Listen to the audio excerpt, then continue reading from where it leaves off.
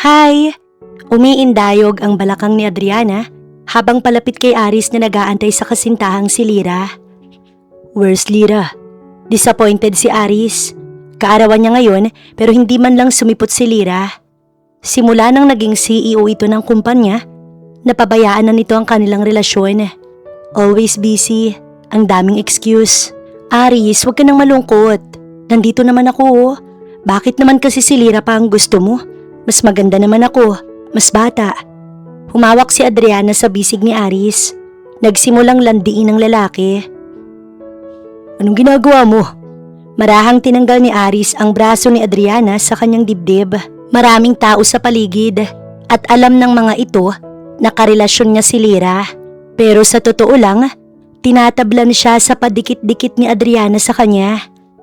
Tumawa lang si Adriana sa ginawa ni Aris. Alam niyang nagpapakipot lang ito sa kanya. Dinala ni Aris ang kapatid ng kasintahan sa loob at inanyayahang umupo. Ipinakilala sa mga bisita. Wow, maganda rin pala ang kapatid ni Lyra. Walang tulak kabigin. Komento ng isang bisitang naroon na sinang-ayunan naman ng lahat. Abot tenga naman ang ngiti ni Adriana sa compliment na narinig mula sa mga kaibigan ni Aris. Noon pa man mahal niya na ang lalaki. Kaya nga kung todo papansin siya kay Aris. Ito din ang rason kung bakit nagtungo siya sa Amerika upang ipagawa ang kanyang ilong at ang kanyang hinaharap. Nang sa gayon mas maganda siya kaysa kay Lyra. Si Lyra na mas matanda sa kanya ng 2 taon na mas matured ang itsura kumpara sa kanya ay sadyang pansinin ng mga lalaki. Bagay na kinaiinis niya. Tanging si Aris lang naman ang gusto niya't wala ng iba. Adriana iha, bakit ikaw lang? Nasaan si Lyra? Nakangiting lumapit sa kanila ang ina ni Aris. Hi tita! Bati ni Adriana sa ina ni Aris. Nakipagbeso at nag-abot din ng gift sa ginang. Wow! Is this for me? Galak nang umiti ang ginang. Yes tita, limited edition from Europe. Hope you like it. Masayang sabi ni Adriana. Malambing pa na kung minsan yumayakap sa ginang. Of course, I like it. Thank you, Iha. Iho, asikasuhin mo ng maayos si Adriana, ha? Bili nito kay Aris. Yes, ma'am. O sige na, pupuntahan ko lang ang tita Agnes mo. Adriana, Iha, just enjoy the party, okay? Baling nito kay Adriana bago tumalikod ng tuluyan. Inaya naman ni Aris si Adriana na magsayaw at sumali sa mga kaibigan nitong nasa gitna ng bulwagan. Samantala si Lyra, katatapos lang ng trabaho sa kanyang opisina. Hinilot-hilot niya ang kanyang nananakit na batok bago sinulyapan ang kanyang relo. Nang makita ang oras, napatayo siya bigla. Naalala niyang birthday nga pala ng kanyang boyfriend na si Aris. Oh no! Sa po ang sentido na isinukbit ang handbag at lumabas ng opisina. Tuloy-tuloy sa labas. Ma'am, tumawag po si Mr. Navarro. Nireschedule niya po ang meet-up niyo bukas. Sanya please wag ngayon. Bukas na tayo mag-usap. Birthday ng boyfriend ko. I really need to go. Hindi niya na pinatapos ang sasabihin ng kanyang sekretarya at mabilis itong tinalikuran. Napailing na lang si Senya. Kanina lang, sinabi nito sa kanya na i-reschedule ang meet-up kay Mr. Navarro bukas. Mukhang sa sobrang busy nito, nakalimutan na rin ito yun. Ma'am, uuwi na po ba tayo? Sa parking lot, sinalubong siya ng kanyang driver na si Ben. Madalas kasi pagkagaling sa trabaho, tumutuloy siya sa hospital kung saan nakakonfine ng kanyang ina na magpahanggang ngayon ay comatose. 6 na buwan na ang nakalipas, simula nang maganap ang isang trahedya. Pauwi mula sa hasyenda ang kanyang mga magulang. Nang may kotseng bigla na lang nag-overtake sa kotse ng kanyang ama.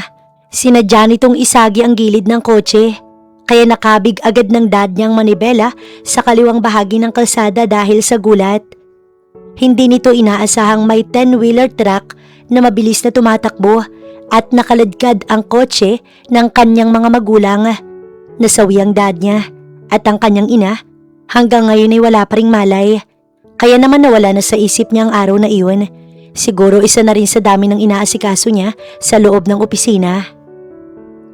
Naiwan sa kanya ang pagpapatakbo ng kanilang negosyo dahil hindi niya maasahan si Adriana na hindi nga magawang dalawin ng kanilang ina sa hospital. Kuya Ben, birthday ngayon ni Aris. Pwede bang dumaan muna tayo sa shop? Bibili lang ako ng regalo para kay Aris, tsaka tayo tumuloy sa kanila. Sige po, ma'am. Naisip niyang pagkagaling sa birthday ni Aris, tsaka na lang niya dadaanan sa hospital ang kanyang ina upang bisitahin. Total naman, nandoon ang kanyang tita Celia. Sa birthday ni Aris, pareho nang nakainom si Adriana at ang lalaki. Halos wala na sa sarili si Adriana. Habang nagsasayaw, naroong yumakap kay Aris at patay mali siya na nagkukunwaring hindi iyon sinasadya.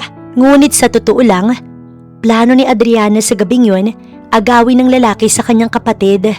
Umupo na muna tayo, Aris. Pagod na ako. Nakipagtawanan ng babae. Sure. Inalalaya na ito ni Aris dahil hindi na maayos ang paglalakad ni Adriana. Nag-aalala si Aris na mabuwalang dalaga. Bago sila umupo, nagpasama si Adriana sa banyo at kunwaring lasing. Kaya ang lalaki, inalalayan ito ni Aris hanggang sa marating ang banyo. Sa pinto, nagulat si Aris nang bigla siyang halikan ni Adriana sa labi. Napansin ni Aris na hindi lang iyon dahil sa kalasingan ng babae. Sinadya nito iyon. Adriana, anong ibig sabihin na to? Tanong ni Aris. Gosh, hindi ka naman siguro manhid, Aris. Gusto kita. Pagtatapat ni Adriana at muling hinalikan si Aris. Adriana, sandali lang. Kasintahan ko ang ate mo, baka nakakalimutan mo. Wala akong pakialam, Aris. Hiwalayan mo si Lira. Ako ang piliin mo. Dahil kung hindi, isusumbong kita sa kapatid ko na nakipaghalikan ka sa akin. Wika ni Adriana. Inilabas ang cellphone at nagulat si Aris nang makita ang ilang photo nilang dalawa na nakipaghalikan nga siya rito. Natigilan si Aris sa narinig mula sa kapatid ng kanyang nobya. Bina-blackmail siya nito. Mahal niya si Lira at sa loob ng 3 taong relasyon nilang dalawa, kasal na lang ang kulang. At higit pa doon, gusto ito ng kanyang mga magulang. Matalino, responsable at maraming bagay itong pinagkaiba kay Adriana na easy-go-lucky. Adriana, ihatid na kita. Bukas na tayo mag-usap, lasing ka lang. Hinila ni Aris palabas si Adriana upang ihatid na pauwi. Ngunit nagpumiglas ang babae. Kaso malakas si Aris at walang nagawa ang babae. Ayaw pa niyang umuwi. Kailangan niyang maagaw si Aris. Gusto niyang masaktan ang bida-bida niyang kapatid. Matindi ang galit niya rito. Dahil noon pa man, palaging ito ang magaling para sa kanyang mga magulang. Kaya naman, mas pinili niyang patayin ang mga ito. Bago siya umalis noon patungong Amerika, nag-utos siya na patayin ang kanyang magulang. Not biological parents dahil nalaman niyang inampun lang siya. Ang kanyang ina ay dating maid ng mga magulang ni Lira. Nang magkasakit ito ng malubha at mamatay, inampun siya ng mga ito. Pinag-aral, binihisan, subalit halatang si Lira pa rin ang pinakapaborito ng mga ito. Pinararamdam pa rin sa kanya ng mag-asawang ampun siya. Hindi siya minahal katulad kay Lira. Kaya gagawin niya lahat para masira ang babae. At dahil si Aris ang pinakamahalaga rito, pues si Aris ang kanyang kukunin. Sa gate ay napatigil si Aris at nabitiwan ang kamay na lasing na babae nang makitang huminto sa tapat ng gate nila ang kotse ni Lira. Unang bumaba ay ang driver nito at pinagbuksan si Lira. Akala niya, nakalimutan na nito ang kanyang kaarawan pero hindi naman pala. Alam naman niyang busy sa trabaho ang kasintahan dahil ito ang nag-aasikaso sa naiwang negosyo ng pumanaw na ama. Isa pa comatose ang ina nito. Dapat lang siguro na unawain niya si Lira. Tuloy nakadama siya ng konsensya sa maling nagawa kanina. Aris? Adriana? Takang usal ni Lira pagkakita sa kanila. Kumilos siya't niyakap ang kasintahan. Napaismid naman si Adriana pagkakita sa kapatid. Hindi niya ito gustong naroon sa party. Lira, akala ko hindi ka na darating. Masyado ka kasing busy. Patuyang sabi ni Adriana, may kasamang irap. Napatingin si Lira sa gawin ng kapatid. Noon pa man hindi na siya nito tinawag na ate at okay lang yun sa kanya dahil hindi naman sila totally magkadugo. Kapag nasa bahay sila, parang hindi siya nito nakikita. Malayo ang loob nito sa kanya Kahit na maayos niya itong tinrato, ang nais niya sana, tulungan siya nito sa negosyong naiwan ng yumaong ama. Pero anong ginagawa nito? Puro barkada, pasarap, wala itong pakailam sa ina nilang nasa hospital. Madalas inuumaga pa ito sa bahay ng kaibigan. Sa dami ng inaasikaso niya, dagdag pasanin niya sa balikat ang kapatid. Pero ni minsan, wala itong narinig sa kanya. At lihim sa mga taong hindi niya ito biological sister. Adriana, uminom ka ba? Tanong ni Lyra sa kapatid. Umismid ito. Sa halip na sumagot, humawak sa kamay ni Aris na ngayon nasa kanyang tabi. Pero sadyang lumapit si Adriana sa lalaki. Uuwi na ako, magpapahatid ako kay Aris. Malambing pa itong tumingin sa lalaki pero binawi ni Aris ang kamay. Adriana, lasing ka na. Sabi ni Lyra at tinawag ang driver. Ipinahatid niya ang kapatid at inutusang balikan na lang siya nito. Walang magawa si Adriana kapag si Lyra na ang nagsalita. Kahit papaano takot din si Adriana dahil hawak ni Lyra ang lahat ng account nito. Kapag nagmatigas si Adriana, maaaring i-hold ng babae ang lahat ng card niya. Paano ang kanyang kaligayahan? Napabuntong hininga si Lyra pagkaalis ni Adriana. Tsaka nito binalingan ng kasintahan. Aris, pasensya ka na sa kapatid ko and I'm sorry dahil late ako sa birthday mo. Here, may gift ako sa'yo. Happy birthday, babe. Sabay abot ng hawak niyang box na naglalaman ng regalo para kay Aris. Ngumiti ang binata.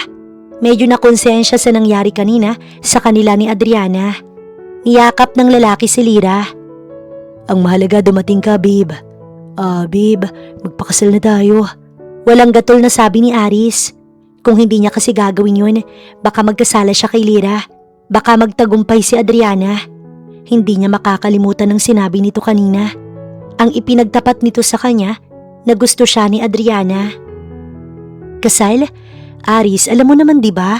Marami pa akong problemang kinakaharap ngayon. Napatango si Aris. Alam naman ngayon. Tutulungan kita, Lyra. Nandito ako nakaalalay sa'yo. Ayokong mawala ka. Tsaka hindi pa ba sapat ang 3 taon? Halatang kinukumbinsi ni Aris si Lyra. Nababasa ng dalaga ang pag-aalala sa mga mata ni Aris. At may kakaiba din sa kilos nito. O Lyra, iha, dumating ka na pala. Naputol ang usapan nila nang lumapit ang ina ni Aris. Masayang nakipagbeso kay Lyra at dinala sa loob ng bahay. Mukha kasing nakalimutan na siyang patuluyin ni Aris. Sa halip ay inaya siyang pakasal. Tuluyang weird nito. Alam niyang may biglang gumulo sa isipan ni Aris. Maya-maya ay sumunod din si Aris sa kanila. Pinagsilbihan siyang binigyan ng makakain, ng alak. Habang ang ina ni Aris, aliw na aliw makipag-usap kay Lyra. Gustong-gusto kasi nito ang dalaga para sa anak. Hindi lang maganda, kundi marunong magpatakbo ng negosyo. Marunong makipag-socialize. Isa iyon sa hinangaan ni Mrs. Ludivisa Marquez kay Lyra. Dagdagan pang napakasimple lang nito. Kaya sa halip na makapag-usap si Aris at Lyra, hindi na nagkaroon ng pagkakataon ng lalaking masolo ang nobya. Hanggang sa natapos ang party at nagpaalam na si Lyra. Umaga, nagulat si Aris nang dumating sa kanyang opisina si Adriana. Halos katatapos pa lang niyang makausap ang kanyang nobya at tumingi ng dispensa dahil hindi ito naihatid sa opisina. Tinanghali siya ng gising dahil sa nakainom sa nagdaang gabi. Hi! Abot tenga ang ngiti ni Adriana. Sinulyapan niya ito at dagling sumagi sa kanyang alaala ang pinagtapat sa kanya ni Adriana kagabi. Adriana, anong ginagawa mo rito? Nakangiti itong lumapit sa kanya. At kung hindi pa siya naging maagap, lumapat na naman ang labi nito sa kanyang pisngi nang bigla siyang halikan. Mabilis niyang naitulak ang babae at masama itong tiningnan. Napairap si Adriana. Pwede ba, Aris? Huwag ka na magpakipot. Alam ko namang may gusto ka rin sa akin eh. Hinalikan kita kagabi hindi dahil sa nakainom ako, kundi dahil mahal kita, Aris. Gustong gusto kita. Muli siyang nilapitan ng babae at tuluyan itong kumandong kay Aris. Napamura ang lalaki sa ginawa ni Adriana. Hindi malaman ni Aris ang gagawin nang bumukas ang pinto at pumasok ang kanyang sekretarya. Nakita nito ang ginawa ni Adriana, kaya napatulala ito na nakatingin sa kanilang dalawa. Automatic niya ring naitulak si Adriana sa kanyang kandungan, rason upang mahulog ito at mapaupo sa sahig. Shit! Mura ng babae. Mahahalatang may ginagawang kababalaghan ng dalawa at pansin iyon ng sekretarya ni Aris. Alam kasi nitong magkarelasyon sina Lyra at Aris at ang hindi sinasadyang makitang eksena kanina ay ipinagtaka nito ng sobra. Hindi ka ba marunong kumatok? Galit ang boses ni Aris sa babaeng bagong pasok. Huli na ang lahat dahil nakita na nito ang nangyari. Sir, sorry, nakabukas kasi ang pinto. Tumango at ipinatong sa mesa ni Aris ang ipapasang dokumento. Sinulyapan pa nito ang babaeng mabilis na tumayo mula sa pagkakaupo sa sahig at nakataas pa ang kilay na nakatingin sa sekretarya. Tsaka tuloy-tuloy na tinungo palabas ang pinto. Labas! Masamang sulyapang iginawad ni Aris kay Adriana. Nakahanda nitong sigawan ng babae kung hindi siya nito susundin. Nanulis naman ang uso ni Adriana dahil wala siyang choice kundi lumabas nang makitang mainit ang ulo ni Aris. Aris, hindi ako titigil hanggat hindi kita nakukuha. Pangako yan. Bulong ni Adriana habang palabas ng pinto sa opisina ng lalaki. Samantala, bago pumasok ng opisina si Lyra, dinaanan na muna niya ang kanyang ina sa hospital. Naawa siyang nakatingin sa kanyang inang walang malay magpahanggang ngayon. Marami itong aparatong nakakabit sa katawan at patuloy na nakikipaglaban sa kamatayan. Nalingunan siya ng kanyang tita Celia na kapatid ng kanyang mami. Lyra, mabuti at nandito ka na. Hindi ka maniniwala sa sasabihin ko. Ang mami mo, nakita ko siyang gumalaw ang kanyang daliri. At ibig sabihin lang nito, may pag-asang magising na ang iyong ina. Masaya bagaman naiiyak ang kanyang tita Celia habang iyon ay sinasabi. Napayakap siya sa kanyang tiya. Salamat tita. Naiiyak niya ring sabi at nang kumawala sa pagkakayakap sa tiyahin, nilapitan ng kanyang ina. Emosyonal na hinawakan ng palad. Ma'am, umaasa ako magigising ka't masasabi mo sa akin kung sino ang may pakana ng lahat ng to. Umaasa akong mabibigyan ng katarungan ng pagkawala ni Daddy. Please ma'am, lumaban ka. Pinipisil niya ang palad nito upang maramdamang nasa tabi lang siya nito at naghihintay na magising ito. Nang makaalis si Lyra matapos kausapin ng doktor, siya namang pagdating ni Adriana. Nakita pa nito ang pag-alis ni Lyra. Nagkubli lamang siya kaya hindi sila nagkasalubong. Hanggang ngayon, umaasa pa rin itong mabubuhay ang babae. Pues, siya ang tatapos dito. Kung hindi ito natuluyan sa aksidente, dito niya ito tatapusin at kapag nawala na ang ina, isusunod niya si Lyra upang magbuhay reyna siya. Sa kanya maiiwan ang kayamanan ng mga Sandivar. At higit sa lahat, ang nobyo ni Lyra.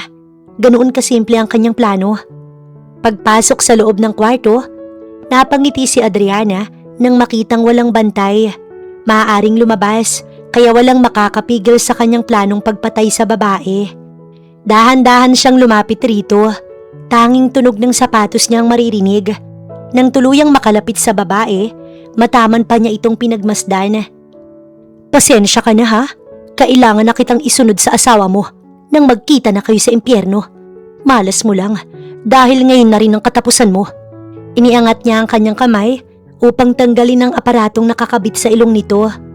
Pero napasigaw si Adriana nang biglang dumilat ang mga mata ng babae at nanlilisik ang mga matang itinutok sa kanya. Napaatras sa gulat si Adriana. Para siyang sinilihan ng takot dahil rito nawalan siya ng panimbang at tuloy-tuloy bumagsak ang kanyang pang-upo sa simento. Hindi siya namamalikmata. Totoong nakita niya itong dumilat.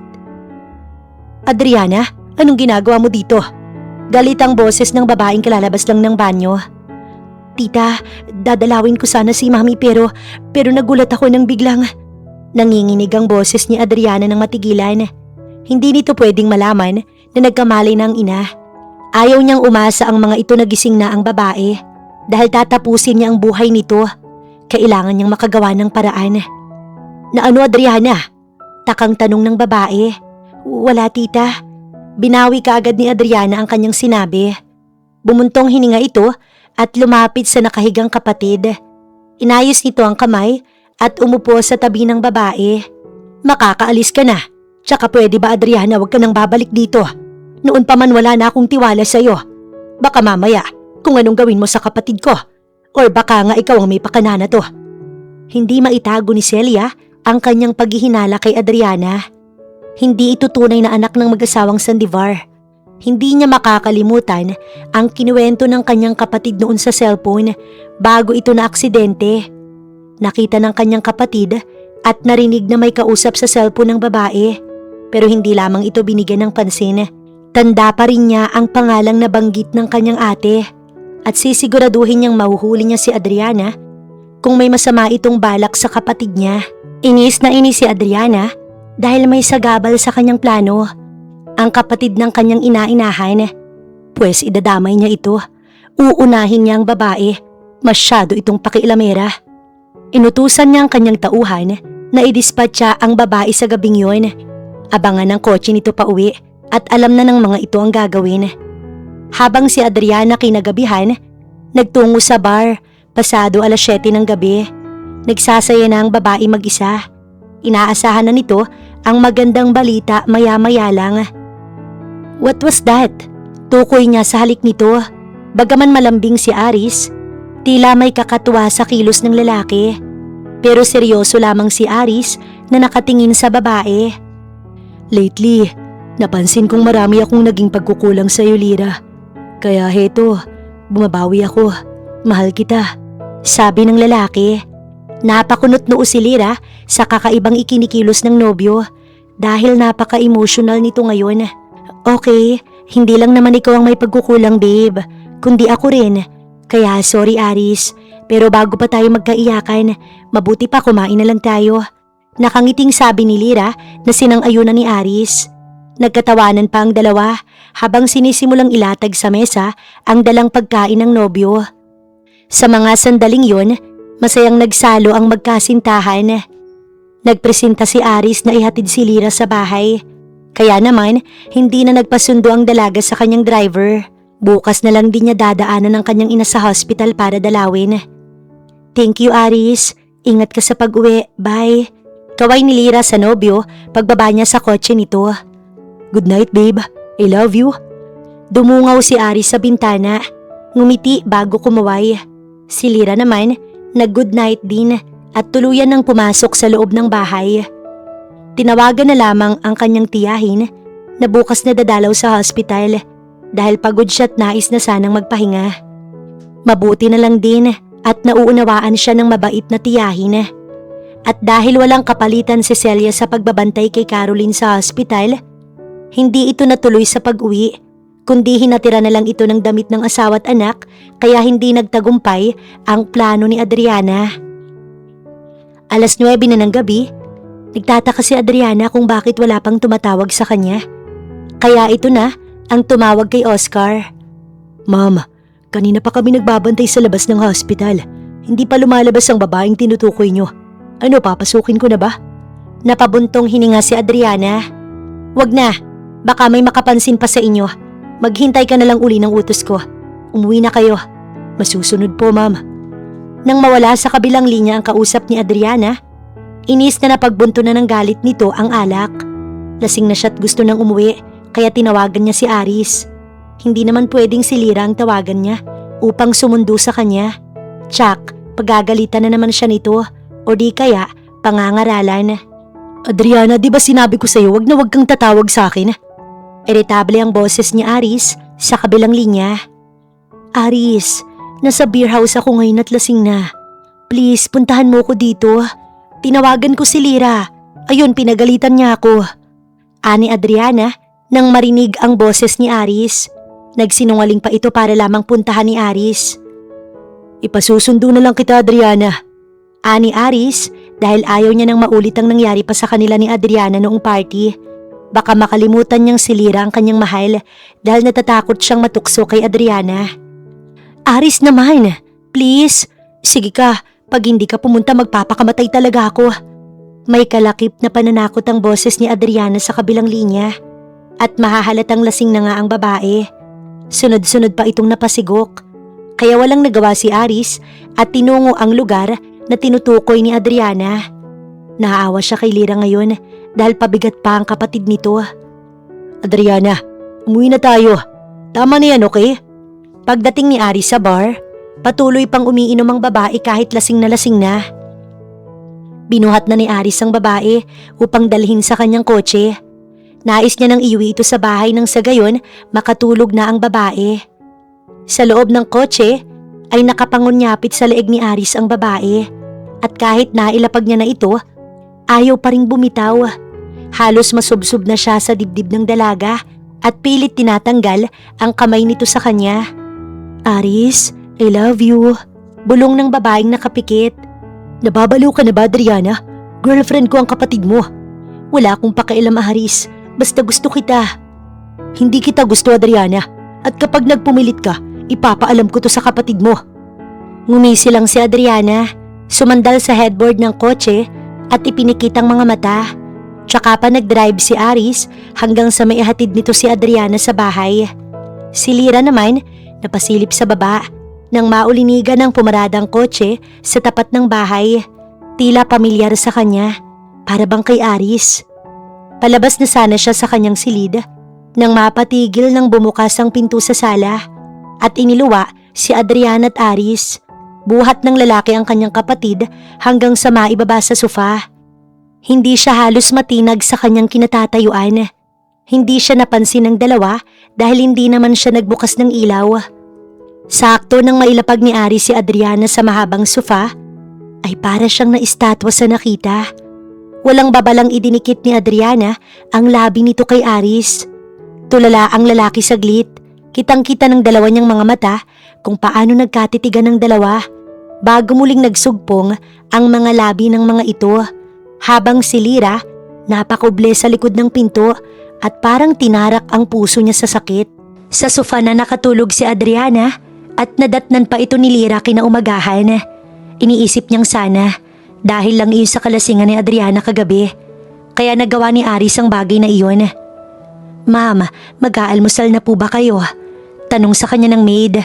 Umiling siya. Napansin nitong nakatingin siya kay Adriana na tulog sa sofa. Si Sir Aris nga po palang naghatid sa kanya kagabi. Hindi niya pinansin ang sinabi ng katulong. Manang, aalis na ako.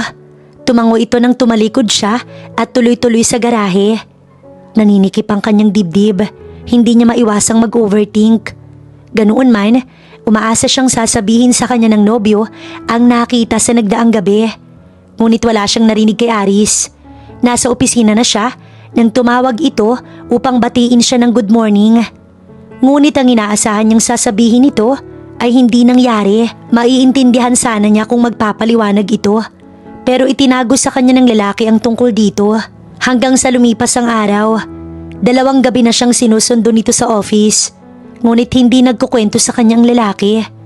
Hanggang isang hapon, galing siya ng grocery noon nang tawagan ng nobyo sa cellphone at si Adriana ang nakasagot sa linya na kanyang ipinagtaka.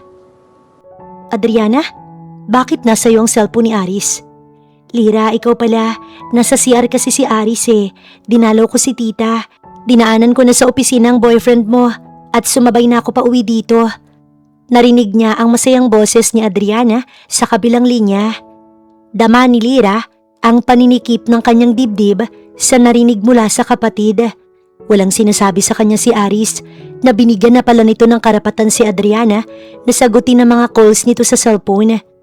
Hindi niya rin inaasahan na pagkatapos ng makita niya kina Aris at Adriana, mas magiging close pa ang dalawa. Ganoon man, pinalampas niya ang pagkakataong yun.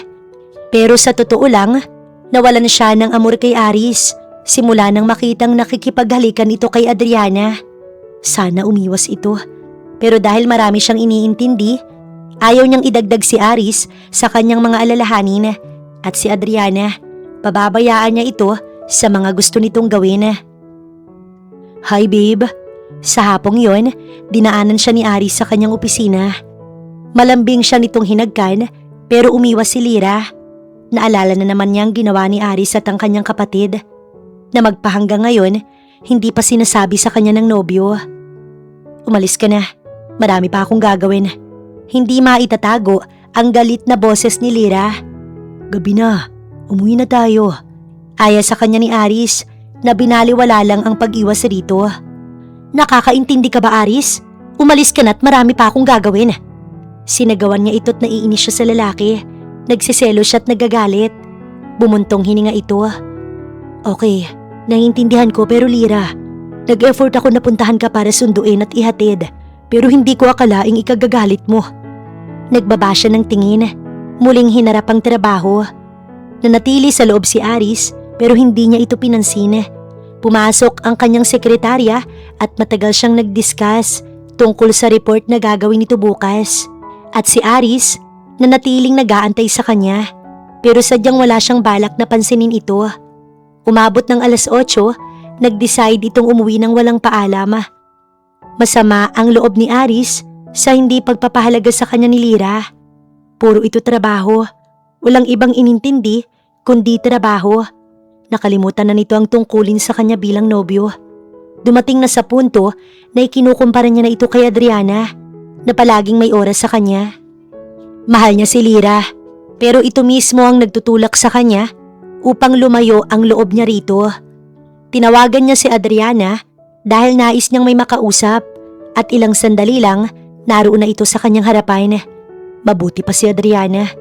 Mabilis itong lumapit sa kanya. Ikinawit ang braso sa kanyang leeg at kumandong. Ilang saglit nagtama ang mga mata nila. Nag-usap bago naghinang ang kanilang mga labi. Kung dati, nangingilag si Aris kay Adriana, ngayon ay hindi na.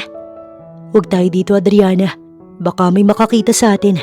Sabi ni Aris na para bang sinisilaban ng pakiramdam. Nag-uumapaw naman ang saya sa puso ni Adriana dahil sa isang pitik lang, nagtagumpay siya sa kanyang plano na agawin niya ang isa sa pinakamahalagang tao sa buhay ni Lira. Iisa-isahin niyang mga taong malapit kay Lira hanggang sa walang natira rito, tsaka niya ito tatapusin. Sige Aris, dalhin mo ko kung saan mo gusto. Iyong-iyo ko ngayong gabi. Maarting sabi ni Adriana at ngumiti. Lumabas ang dalawa sa bar na magkahawak kamay at excited sa magaganap sa kanilang pagitan. Lingid sa dalawa, sinundan ni Lira si Aris kanina nang umalis ito sa kanyang opisina. Habang nakikita ang dalawa mula sa loob ng bar na suite at magka-holding hands, ay parang pinipiga ang kanyang puso. Ang magandang relasyon nila sa loob ng 3 taon ay parang itinapon lang nito ng ganoon kadali lang. At sa dami ng babae, kapatid pa talaga niya. Ma'am, susundan pa ba natin silang dalawa? Tanong sa kanya ng driver. Sundan mo Kuya Ben. Tumuloy ang dalawa sa hotel. Hanggang sa loob, pinasundan niya ito sa kanyang driver. Pinakuhanan ng video.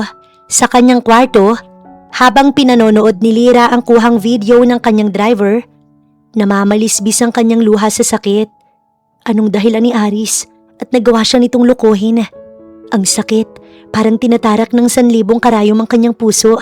Sobrang sakit na kung kailang umabot sila ng 3 taon, tsaka siya nagawang lokohin. Ang hikbi ni Lira kanina ay nauwi sa hagulgol. Saksi ang 4 na sulok ng kanyang silid sa sakit na nararamdaman niya ngayon. Kailangan niya ng putulin kung anumang ugnayan nila ni Aris. Sa ginawa nito sa kanya, wala na siyang rason para ipagpatuloy pa ang relasyon nilang dalawa. Pero ngayon, hahayaan na muna niya ang kanyang sarili na iiyak ang sakit na kanyang nararamdaman. Dahil bukas, sisimulan niya ng kalimutan si Aris. Walang ganang bumangon sa higaan si Lira kinaumagahan. Mugto ang kanyang mga mata. Pagkuway kinuha niya ang kanyang cellphone. Kung dati kapag ganitong umaga, iilang message mula kay Aris ang kanyang natatanggap. Subalit ngayon, wala ni isa. Bakit pa ba siya aasa? Ilang saglit niyang pinagmasdan ang larawan nila ni Aris na nakapatong sa kanyang maliit na mesa. Masaya silang dalawa. Kapwa nakangiti ang mga mata ni Aris na makikitang puno ng pag-ibig. Habang ginagawa yun, namamalisbis na naman ang kanyang luha. Pero nilabanan niya iyon. Binura niya ang convo nilang dalawa sa cellphone. Tumayo siya at humarap sa salamin. Ang Lira na minahal ni Aris, wala pa ring nagbago. Maganda, simple, katulad ng nagustuhan nito sa kanya.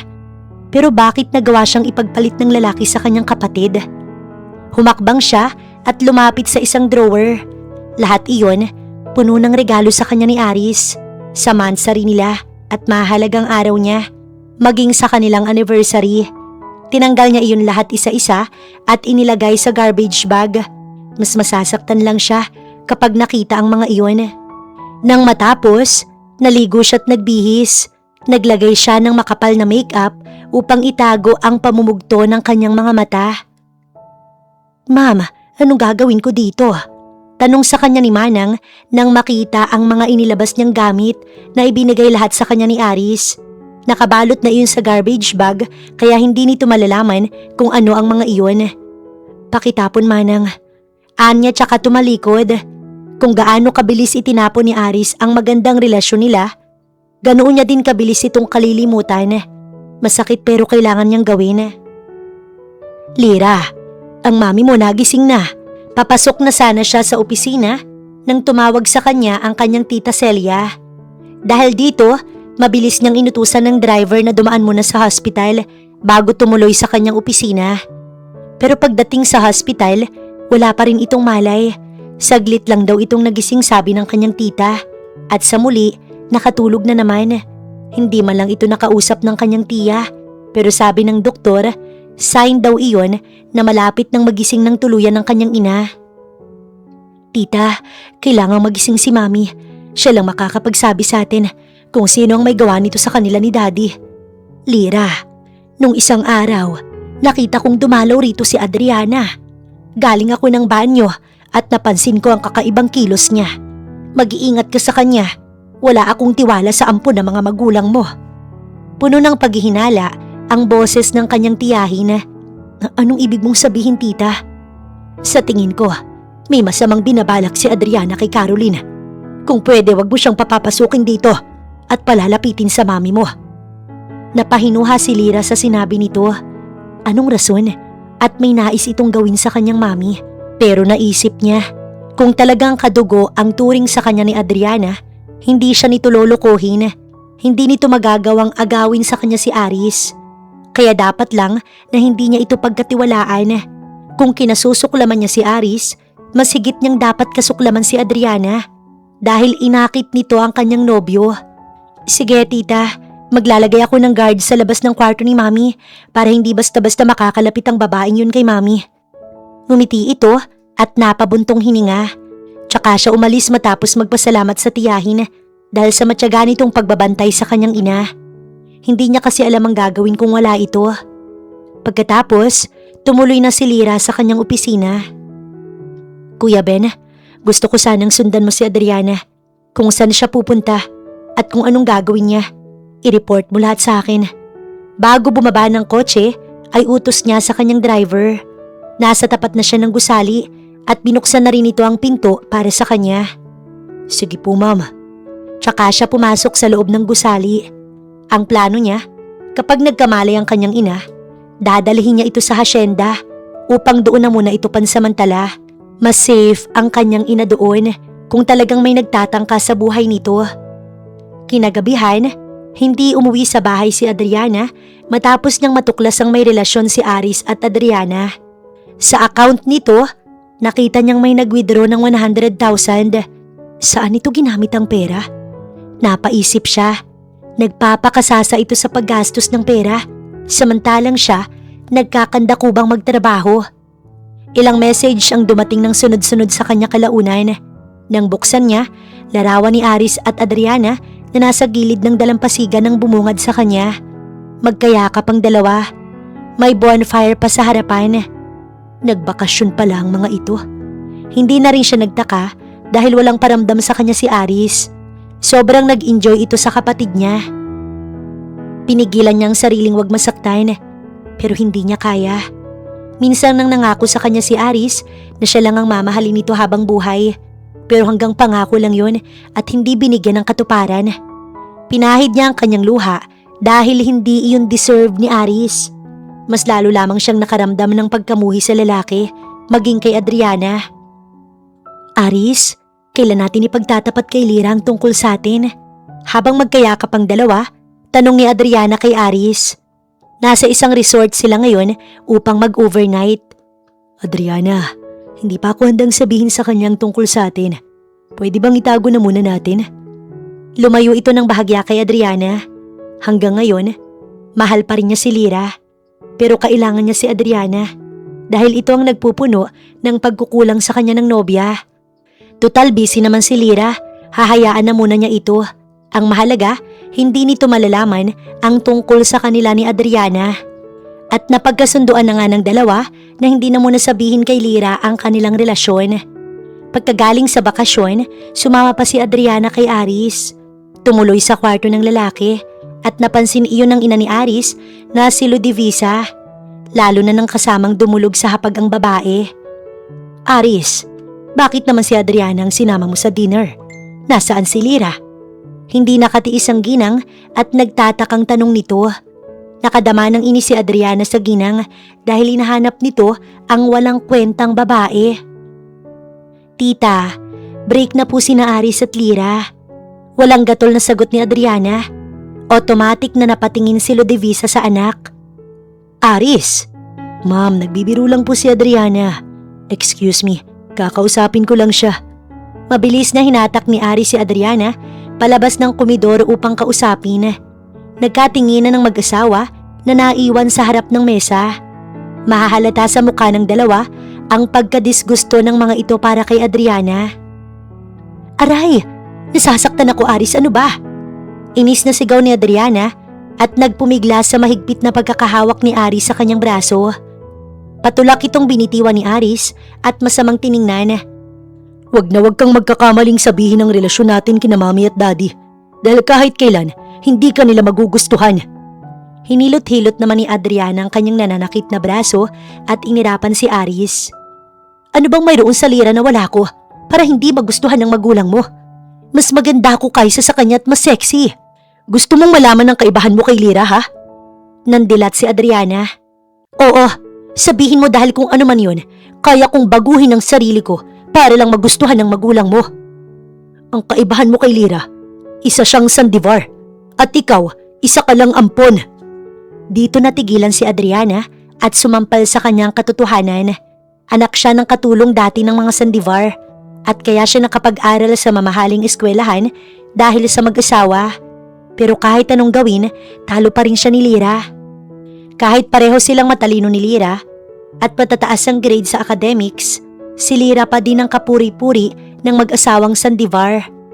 Nang makagraduate na sila at makapagtrabaho sa kumpanya, ibinigay ng kanyang ama-amahan ang mahihirap na project sa kanya at pagkatapos, si Lyra ay inilagay nitong CEO sa company. At sa last will and testament, kay Lyra ipinamana ang kumpanya at hasyenda, maging ang mansyon, pero siya tanging pera lang ang ibinigay sa kanya. Pero hawak pa rin ni Lyra lahat ng card niya dahil hindi siya binigyan ng freedom ng mag-asawang sandivar. Kaya naman, ipinapatay niya ang mga ito at isusunod niya si Lyra para sa kanya lahat ng kayamanan ng mga sandivar. O ano, hindi ka nakakibo? Bawiin mo ang sinabi mo kay Mami Adriana. Kung hindi ano? Kung hindi, maghiwalay na tayo. Huwag na huwag kang magpapakita sa akin. Nandilat ang mga mata ni Adriana. Kalaunan, kampanting ngumiti. Hindi mo gugustuhin ang gagawin ko sa iyo, Aris. Ako mismong sisira sa inyo ni Lyra. Marami akong photo na pwedeng ipakita ko sa kanya. Napikon si Aris at piniga ang braso ni Adriana. Pinandilatan din ito ng mga mata. Hindi kanya paniniwalaan. Tandaan mo, mahal na mahal ako ni Lyra. Isang halik ko lang sa kanya.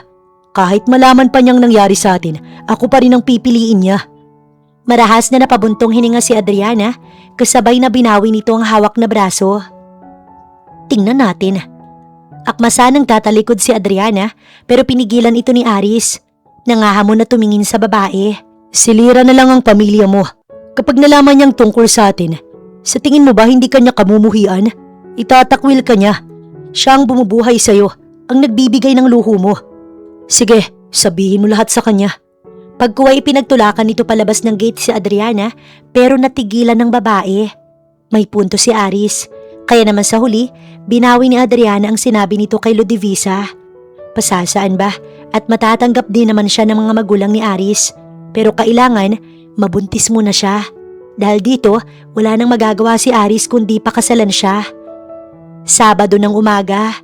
Walang pasok sa opisina si Lyra kaya pinalitan niya ang tiyahin sa pagbabantay sa kanyang ina. Nagpasalamat naman ang kanyang tiyahin. Saktong nasa hospital din ng Tito Fidel upang sunduin ito. Pero hindi pa nakakalabas ang mag-asawa nang dumilat ang kanyang ina. Mami, napabulala siya sa saya kaya napabalik ang mag-asawa sa loob. Pagkakita ng kanyang tiya na nagkamalay na ang kanyang ina, ay natataranta itong mabilis na tinawag ang doktor. Mami, thank you at gising ka na. Thank you. Umiiyak na siya noon sa sobrang saya. Ang Tio Fidel niya, nasa kabilang kama't hawak ang kamay ng kanyang ina. Anak, nasaan ang daddy mo? Tanong nito at napatingin sa kanyang Tito Fidel nang hindi makasagot si Lira. Kasabay noon, pumasok ang doktor at inatima ang kanyang ina. Ilang check ang ginawa nito. Habang sila, nakapalibot dito lahat. Masaya sa muling paggising ng kanyang ina. Nagkaroon siya ng pag-asa sa ngayon para sa katarungan na pagkawala ng kanyang ama. Nang malaman itong wala na ang kanyang ama, halos mag-collapse na naman ito. Mabuti na lang talaga at naroon ang kanyang tita. Ipinahanda niya kaagad ang asyenda dahil bukas uuwi sila doon ng kanyang mami. Tinawagan niya ang mayordoma upang ipahanda ang magiging silid ng kanyang mami. Ipinalinis na rin niya ang buong kabahayan dahil sasama ang kanyang tiyahin at tiyo sa paghatid sa kanyang mami. Nag-decide siyang mag-stay na muna rin doon kahit na 1 linggo lamang. Kumuha din siya ng personal na mag-aalaga sa kanyang mami. Sa hasyenda, sinalubong kaagad sila ng mayordoma na si Manang Loleta pagdating. Naroon din ang 2 maid na kasama ng ginang sa malaking bahay. Welcome sa pagbabalik, ma'am. Binati kaagad ang kanyang ina. Tumangulang ito. Kahapon patahimik ang kanyang ina. Mula nang malamang patay na ang kanyang daddy. Gusto marahil nitong umiyak pero walang mailuha. Awang-awa siya sa kanyang ina.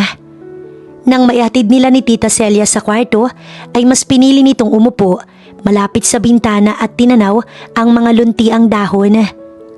Tita, magpapahanda lang ako na makakain natin. Pwede kausapin mo na muna si Mami? Sabi niya bago lumabas ng kwarto. Pansamantala, sila na munang mag-aalaga sa kanyang ina dahil bukas pa darating ang personal nurse nito. Paglabas, nakasalubong niya ang 2 maid. Bit-bit ang gamit ng kanyang ina. Inutusan niya lang dalhin sa kwarto ang mga iyon. Celia, gusto kong ilihim mo lang ang sasabihin ko. Panimula ni Caroline sa kapatid nang lumabas si Lira. Mas lumapit pa si Celia rito upang marinig ang sasabihin nito. Parang maiiyak ang babae, yun nga lang ay nagpipigil. May kinalaman ba ito sa pagkawala ni Kuya? Tumingin ito sa babae. Malakas ang kutob ko, Celia, na si Adriana ang nag-utos na banggain ang kotse namin. Narinig ko siyang may kausap sa cellphone bago tumungo sa Amerika. Pero hindi ako sigurado, wala akong pruweba, kaya sa'yo ko lang ito sasabihin. Nangako si Celia na ililihim ang malalaman. Kaya naman palihim siyang nag-utos ng tao upang makakuha ng mga ebidensya. Nahinto lang ang pag-uusap ng magkapatid nang pumasok ang 2 maid, dala ang gamit ng ginang. Sa muli, nagkunwari na namang tulala si Caroline. Sa ganitong paraan, hindi siya maiisipang tanungin ng anak tungkol sa nangyaring aksidente at hindi magiging delikado ang buhay nito. Ang kapatid niya na ang bahala sa mga ebidensya. Matapos makakain at makainom ng gamot ang ina, nakatulog kaagad ito. Paglabas ni Lira ng kwarto, nakita niyang nag-uusap ang kanyang tito at tita na tila napakaseryoso. Pagkatapos lumapit sa kanya si Tito Fidel, nagpaalam na munang luluwas ng Maynila at may iwan ng asawa. Pero ang totoo, aasikasuhin ng lalaki ang kaso tungkol sa aksidenteng nangyari noon. Ano? Na-discharge na si Mami? Bulalas na tanong ni Adriana sa nurse na naroon. Hindi makapaniwalang nagising na ang babae. Madali namang umuwi ng bahay si Adriana. Hindi to pwedeng mangyari. Pagdating ng bahay, hinarang siya ng gwardya. Ma'am, pasensya na po. Inutos sa akin ni Ma'am Lira na huwag kayong papapasukin. Wika nang humarang na gwardya sa kanya. Sa inis ni Adriana, sinampal niya ito. Walang yaka? Hindi mo ba alam na anak ako ng mga Sandivar? Pwede kitang sisantihin kung gugustuhin ko. Ma'am, pasensya na po. Pero hindi ako bingi. Lalong wala akong pakailam kung sino ka. Basta napag-utusan lang ako. Lalong nanggalaiti si Adriana, kaya naman tinawagan nito si Lira. Ang kapal ng mukha nito para hindi siya papasukin sa loob. Hindi man lang ipinaalam sa kanya na ilalabas na nito ang kanilang ina. Maya-maya, nagring sa kabilang linya. Lira, saan mo dinala si Mami? Nagtaas ng boses si Adriana nang iangat ang kabilang linya. Adriana, napatawag ka. Huwag mo nang alalahanin si Mami. Ako nang bahala sa kanya. Sabihin mo kung nasan siya. Gusto kong makita si Mami. Gising na si Mami. Pero tulala pa magpahanggang ngayon. Hindi pa rin siya makapagsalita. Kaya naman hindi mo pa rin makakausap. Mag-enjoy ka na lang kung nasaan ka man, Adriana. Pagkasabi noon ni Lira, agad pinatay ang linya. Nakahinga naman ng maluwag si Adriana dahil hindi siya mag-aalala sa ngayon na malaman ni Lira ang katotohanan. Hindi pa man makapagsalita ang babae.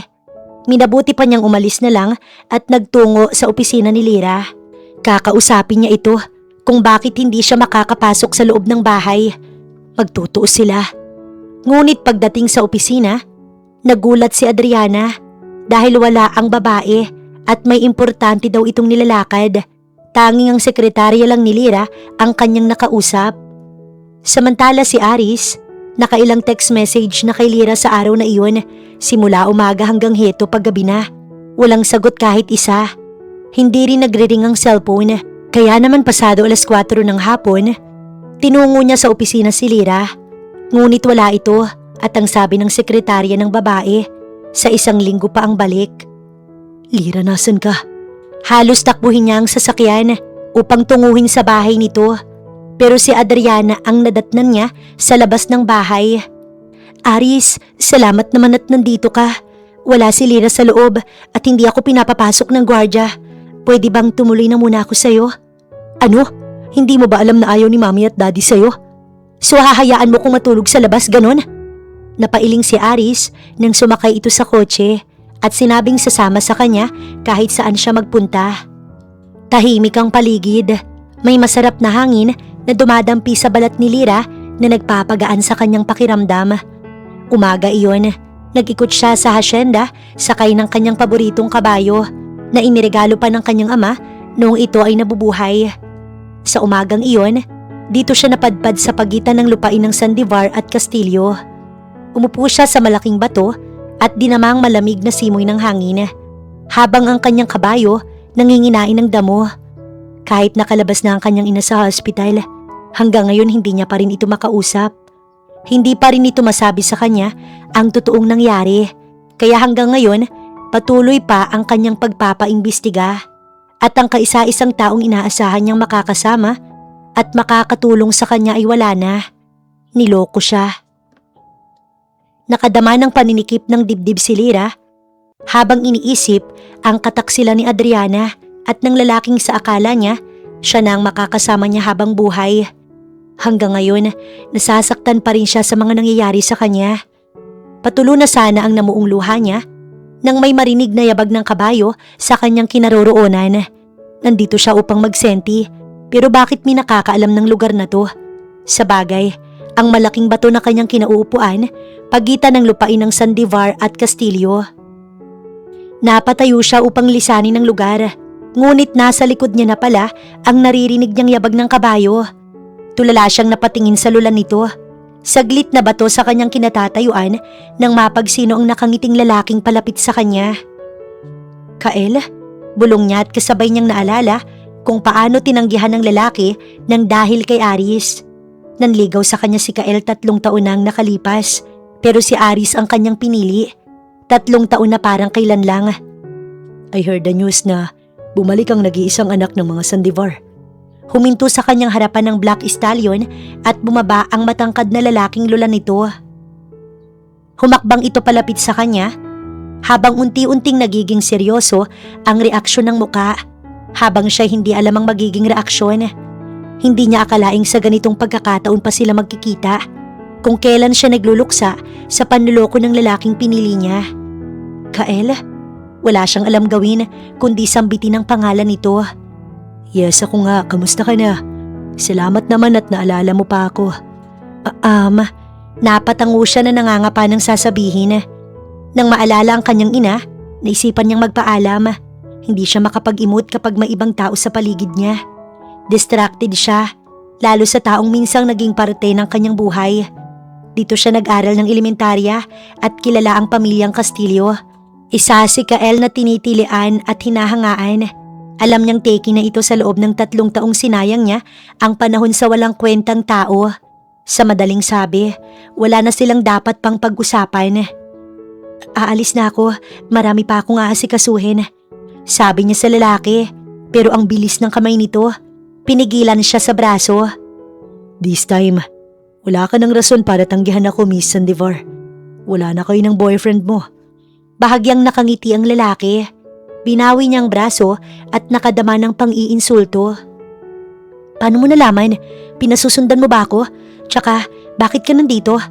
Mataray ang kanyang boses. Hindi niya natanggap ang alam nito ang nangyayari sa kanyang buhay. Binitiwan siya nito pero lumapit naman sa kanya. Yung halos magsugpong na ang mga noo nila dahil sinadya nitong ilapit ang mukha sa kanya. Amoy niya na ang male scent nito. Ito yung rason kung bakit tinanggihan niya si Kael noon dahil pakiramdam niya bastos ito, walang modo at ginagawa ang gusto. Pero ngayon, iba na pala ang dating sa kanya. Hinayaan kita kay Aris, Lira, pero hindi ibig sabihin nun, sumuko na ako.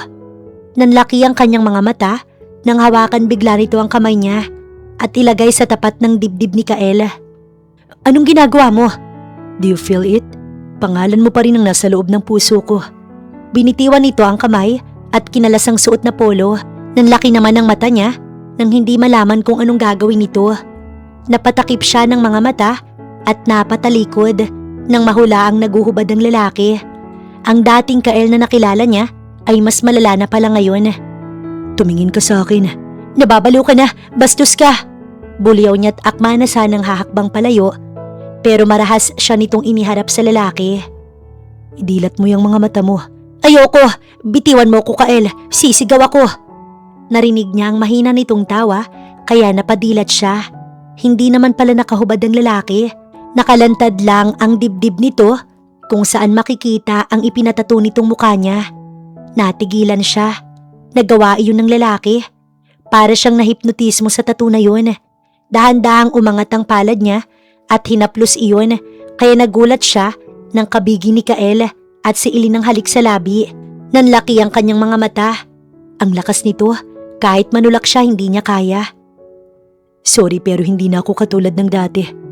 Akin ka na ngayon, Lira, at hindi na kita pakakawalan pa.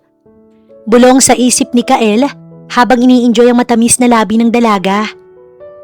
Kinabukasan, nagpaalam si Lira sa mami niya na luluwas ng Maynila dahil sa tawag ng kanyang sekretarya. Marami siyang dapat asikasuhin. Tama na ang 1 linggong bakasyon.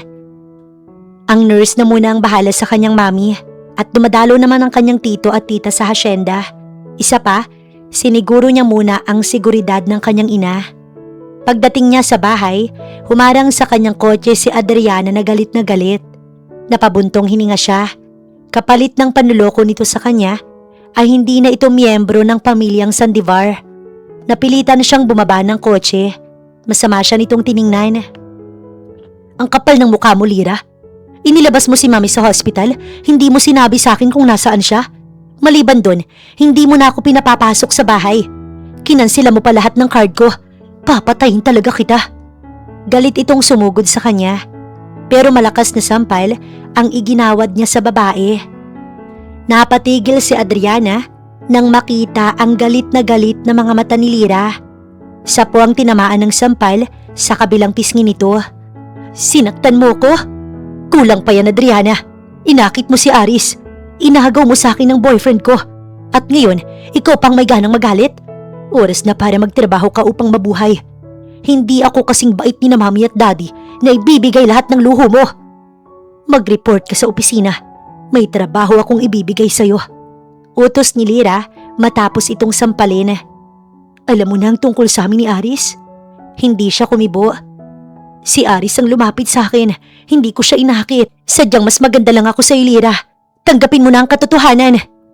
Nakadama siya ng galit at sakit para sa panluloko sa kanya ni Aris. Pero mas lamang iyong galit na nararamdaman niya para sa dalawa. Wala akong pakialam dahil pareho kayong manluloko. Magsama kayo. Iyong-iyo na si Aris. Galit na tumalikod si Lira. Ngayon alam ko na ang rason kung bakit mo ko tinanggalan ng karapatang umuwi sa bahay at kinansila lahat ng card ko dahil gusto mong gumanti. Isa kang talunan, Lira. Hindi mo matanggap na ako na ngayon ang mahal ni Aris. Pahabol na sigaw sa kanya ni Adriana. Naiiling siya.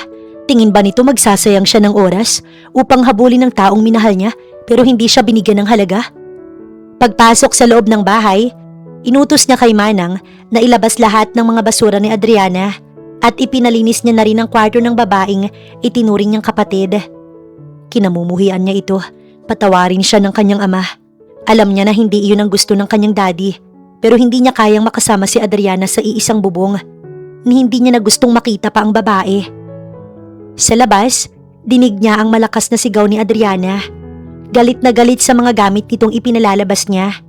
Hinawi niya ang kurtina ng kanyang silid at tinanaw ang babaeng sumisigaw. Lira, wala kang utang na loob. Nagsilbi ng mahabang panahon ng ina ko sa inyo pero wala siyang napala. Sana pala, noon pa man nilaso na lang kayo lahat ng inay ko dahil mga wala kayong kwenta.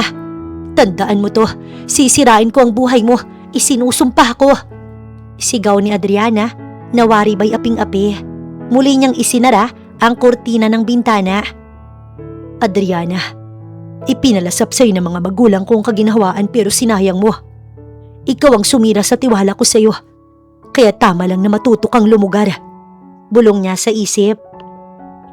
Anong sabi mo? Alam na ni Lira ang tungkol sa atin? Hindi makapaniwala si Aris nang sabihin ni Adriana na alam na nito ang lahat ng namamagitan sa kanila. Walang ibang malapitan si Adriana, kaya tinawagan nito si Aris at pinuntahan naman ito ng lalaki. Kumuha ng apartment para kay Adriana. Hindi niya naman pwedeng pabayaan si Adriana, lalo at buntis ito. Oo, alam na niya. Sinaktan niya ako kahapon. Ipinakita ni Adriana ang pisngi na namumula. Pero walang naging reaksyon ng lalaki. Naging balisa ito at umalis. Gustong makipagbalikan ni Aris kay Lira. Hihingi siya ng tawad sa nobya. Pagdating sa gusali, hinarang siya ng gwardya. Sir, ipinagbabawal sa inyo ni Ma'am Lira na pumasok. Pasensya na po. Sabi ng isang gwardya. Boyfriend ako ni Lira. Dati naman malaya ako nakakapasok sa opisina niya. Reklamo ni Aris. Talagang galit niya sa kanya si Lira. Hindi ito pwedeng mangyari. Hindi na ngayon, sir. May bagong boyfriend na po si Ma'am Lira. Nanlaki ang mga mata ni Aris. Sa galit, kinuwelyuhan nito ang gwardya. Ulitin mo nga ang sinabi mo. Sinong boyfriend? Ako.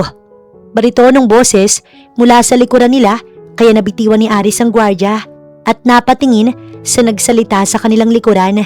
Nakilala ni Aris ang dating manliligaw ni Lira na si Kael kaya napailing ito. Imposible. Tinanggihan ka niya noon dahil sa akin. Nung kang magustuhan ka niya, ako ang mahal ni Lira. Mabilis na nilapitan ni Aris si Kael at binigyan ng suntok. Pero malas lang ni Aris dahil hindi ito nakatama kaya nasubsob ang lalaki. Nang akma sana itong muling susunggaban si Kael, ay bumukas ang pinto ng kadarating lang na kotse. Lumabas ang driver ni Lira at pinagbuksan ng dalaga. Natigilan si Aris. Ngayon niya naramdamang sa tagal na hindi sila nagkita ni Lira, miss niya na ang nobya. Nagkukumahog na lumapit si Aris kay Lira, ngunit hinarang ni Kael ang malalaki nitong braso. Tingin mo, hahayaan kitang lumapit sa kanya? Matigas ang boses ni Kael. Masama din itong tiningnan ni Aris. Sino ka ba sa akala mo, ha? Tama na yan. Galit na saway ni Lira kay Aris at Kael. Nilapitan ni Lira si Kael at masamang tiningnan. Anong ginagawa mo dito? Akala mo ba nakalimutan ko na ang ginawa mo sa akin sa hasyenda? Inis na tanong ni Lira kay Kael sa mahinang boses. Siguradong hindi maririnig ng kahit na sino. Well, sinadya kong hindi mo ko makalimutan. At nandito ko para ayain kang magpakasal. Mahina din ang boses ni Kael at pabulong lang pero nandilat ang mga mata ni Lira sa kanyang sinabi. Kasal? Oo, pakakasalan kita. Pananagutan ko ang ginawa kong pangahalik sa'yo. Gumuhit ang ngiti sa gilid ng labi ni Kael at nakita ni Lira na hindi nagbibiro ang lalaki. Lira, mag-usap tayo. Hindi nakatiis si Aris na lumapit at akma sanang hahawakan si Lira pero pinilipit ni Kael ang kamay ng lalaki. Wala ka ng karapatan hawakan siya. Nasaktan si Aris at pilit na lumaban kay Kael. Nakadama na ng inis si Lira sa dalawang lalaki, kaya pinaalis niya na si Kael at inanyayahan sa loob ng opisina si Aris upang tuluyang tapusin ang kanilang relasyon. Pagdating sa loob ng kanyang opisina, mabilis na lumuhod sa kanyang harapan si Aris at inamin ang kasalanang nagawa sa kanya. Subalit hindi niya ito kayang patawarin kahit makipagbalikan pa siya kay Aris. Mananatili sa kanyang isipan ang ginawa nitong panluloko. Minsan lang siyang magtiwala sa tao at sinira iyon ni Aris, kaya hindi nito deserve ang pagmamahal niya. Sa mga sumunod na araw, naging abala si Lira sa panibagong kaso ng kanyang ama. Katuwang ang kanyang tito Fidel, wala na siyang ibang maasahan maliban sa mga ito. Nagtitiwala siyang makakahanap ng testigo at ebidensya sa pagkawala ng kanyang ama. Habang si Adriana, sa matinding galit nito kay Lira, isang plano ang kanyang nagawa. Kagagaling lamang ni Lira noon sa hospital at inaabangan ng pagdating ng kanyang driver na si Ben nang may mabilis na sasakyang papalapit sa kanya. Nakakasilaw ang liwanag na sumalubong sa kanya. Sakto lang na napasigaw si Lira dahil kalaunan tumilapon itong sugatan. Nagpagulong-gulong sa semento at nawalan ng malay. Ang lula ng kotseng iyon ay si Adriana at ginamit ang kotse ni Aris. Nang masigurong napuruhan si Lira, mabilis na pinatakbo ni Adriana ang kotse.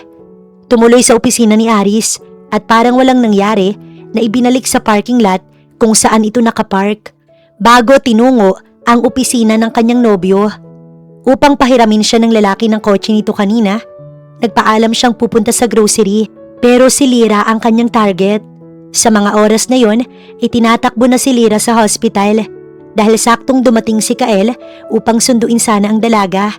Nang makita ang pagtilapon ng babae, nakuha niya kaagad ang plate number ng kotseng sumagasa sa lalaki. Itinakbo kaagad nito si Lira sa hospital.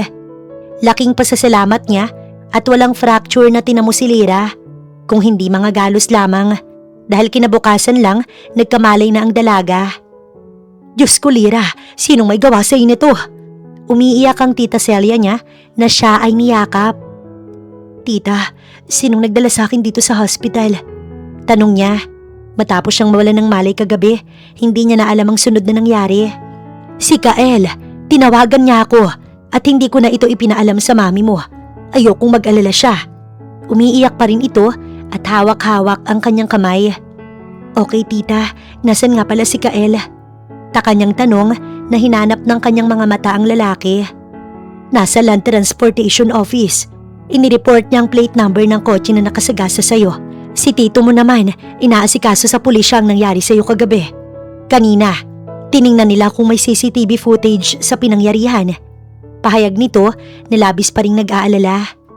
Tita, hindi disgrasya ang nangyari sa akin kagabi. Sinadya yun. Nandilat ang mga mata nito. Anong ibig mong sabihin? Nasa waiting area ako at inaantay si Kuya Ben. Nang makita kong may matuling kotse na humahagibis palapit sa akin, nag-isip ito, kinuha ang cellphone at may tinawagan. Saglit itong nakipag-usap kay Tito bago siya binalingan. Malaki ang kutob kong si Adriana ang gumawa na to sa iyo, iha.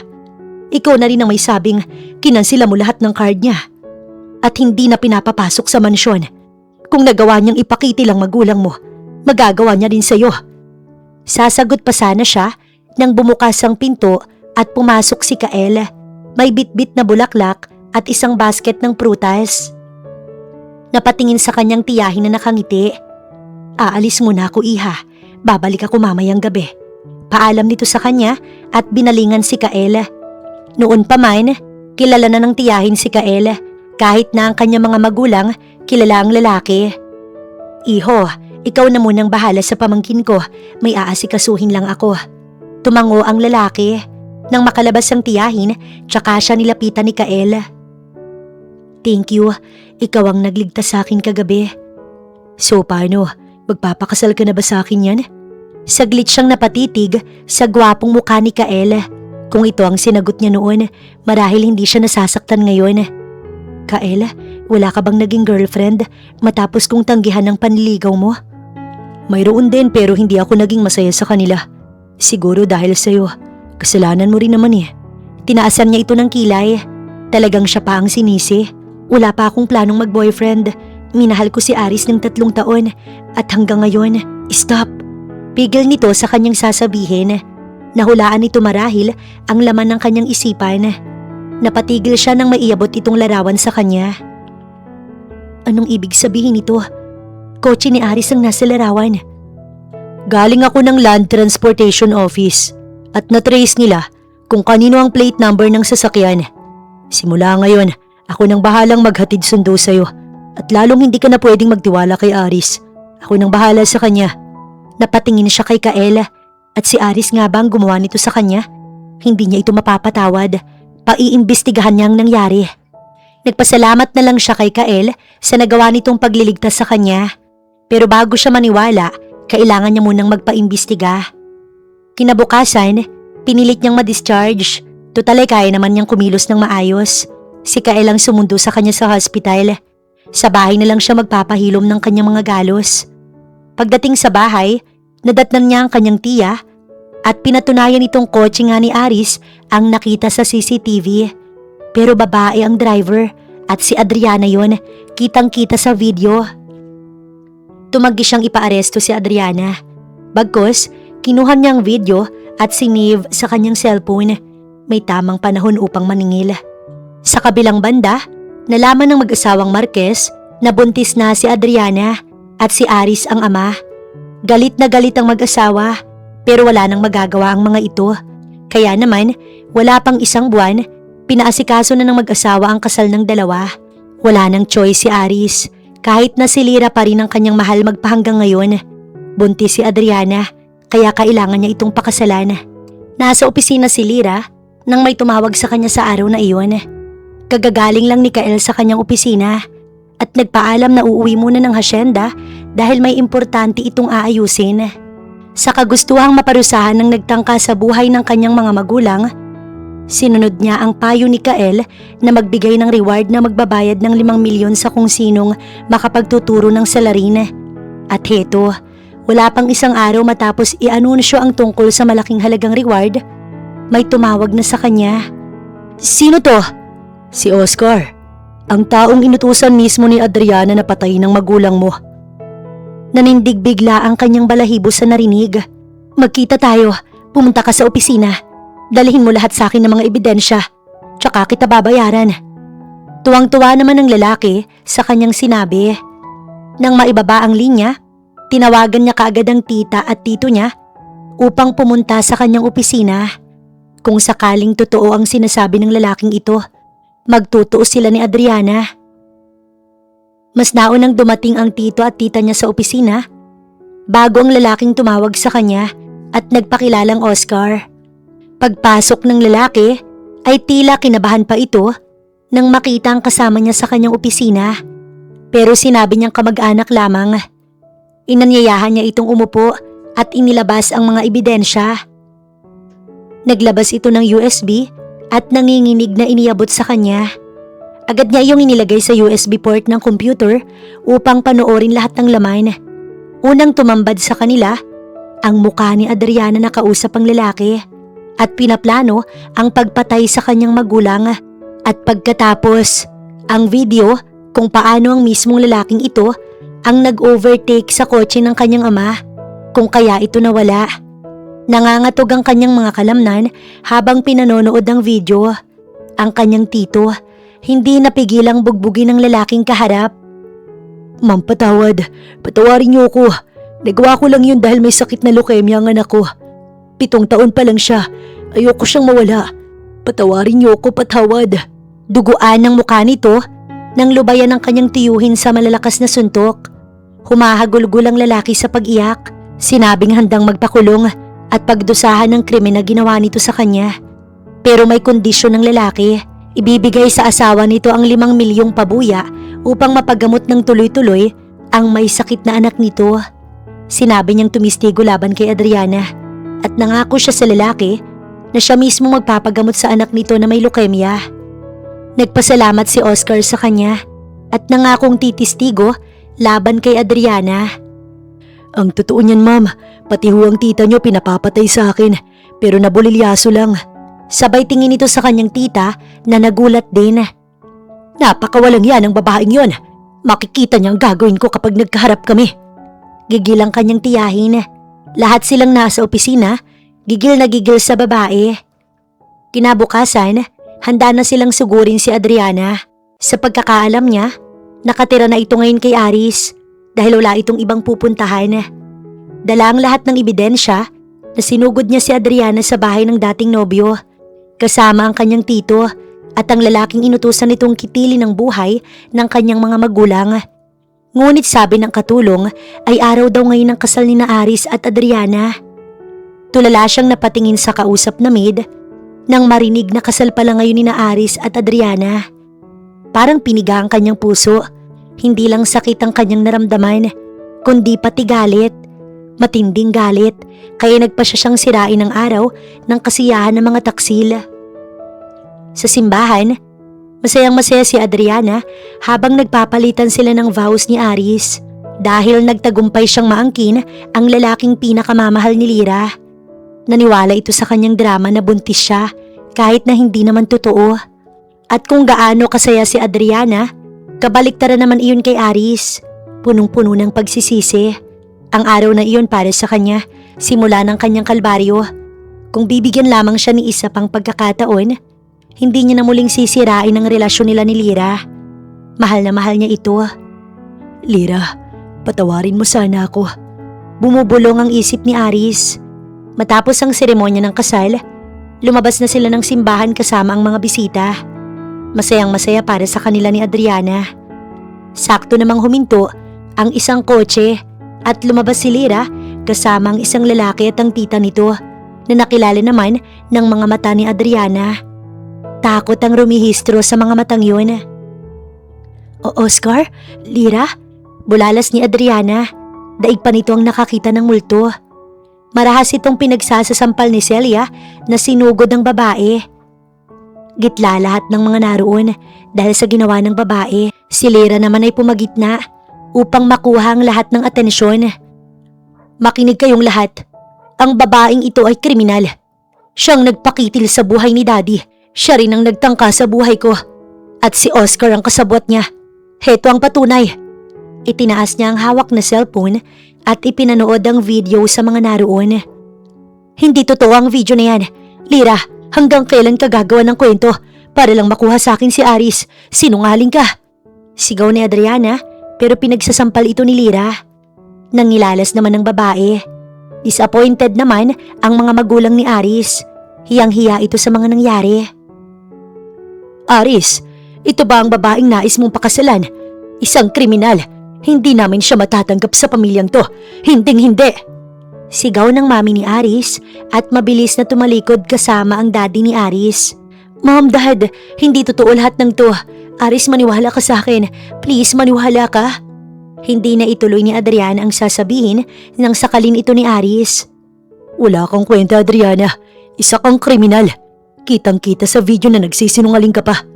Dinungisan mo lang ang pamilya ko't nakakahiya ka. Nanlilisik ang mga mata ni Aris habang sinasakal si Adriana. Pero siya nakatingin lang. Hindi pa siya nakontento dahil maya-maya lang dumating ang mga pulis. Naipasa niya na rin sa mga ito ang kanyang ebidensya laban sa kriminal na si Adriana. Doon na napaluhod si Adriana sa kanyang harapan at umiiyak na nagmamakaawa sa kanya na wag ipakulong.